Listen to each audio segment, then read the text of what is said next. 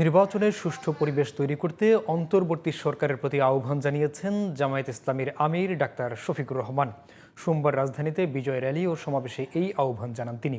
এ সময় সঠিক ভোটার তালিকা প্রণয়ন এবং প্রবাসীদের ভোটাধিকার নিশ্চিত করারও আহ্বান জানান জামায়াতের আমির। বিস্তারিত হাসান আল মামুনের রিপোর্টে। মহান বিজয় দিবস উপলক্ষে রাজধানীর পল্টন মোড়ে সমাবেশ ও র্যালির আয়োজন করে ঢাকা মহানগর দক্ষিণ জামাত। সমাবেশ সফল করতে জড়ো হন দলের থানা ও মহানগরীর জামাত শিবিরের নেতাকর্মীরা। এ সময় লোকে লোকারণ্য হয়ে পড়ে গোটা পল্টন এলাকা।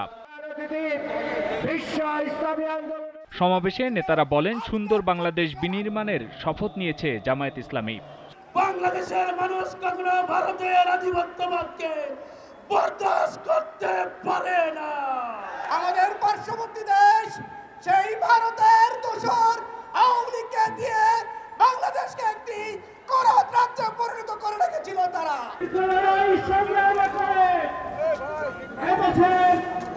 ছাত্র জনতা জীবন দিয়ে মধ্য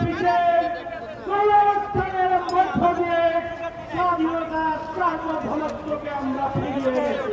প্রধান অতিথির বক্তব্যে জামায়াতের আমির ডাক্তার শফিকুর রহমান বলেন, ২৪-এর গণ অভ্যুত্থানের মাধ্যমে সঠিক পথে ফিরেছে দেশ। এই স্বাধীনতার প্রতি সম্মান দেখানো এখন আমাদের নাগরিক এবং জাতীয় দায়িত্ব। জীবন দিয়ে যারা বিদায় নিয়েছে তারাও আমাদের জাতীয় বীর।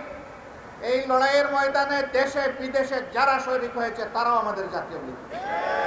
মাফিয়া মাদারের নির্দেশে সেদিন লগি বৈঠা নিয়ে তার গুন্ডারা রাস্তায় নেমেছিল, তারাই তার নির্দেশে হত্যা করেছিল।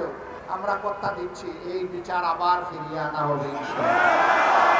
৭১ আর ২৪-এর শহীদদের স্মরণ করে জামাত আমির বলেন, লগি বৈঠার মাধ্যমে মানুষ হত্যাকারীরা যাতে আর ফিরতে না পারে সেজন্য সবাইকে ঐক্যবদ্ধ থাকতে হবে। নির্বাচনের সুষ্ঠু পরিবেশ নিশ্চিত করতে হবে, জনগণের ভোটার তালিকা শুদ্ধ এবং সুষ্ঠু করতে হবে, দেশের জনগণের করতে হবে, বিদেশে আমাদের প্রবাসীরা যারা আছে তাদেরও এই তালিকায় অন্তর্ভুক্ত করে আগামী নির্বাচন হবে ইনশাআল্লাহ।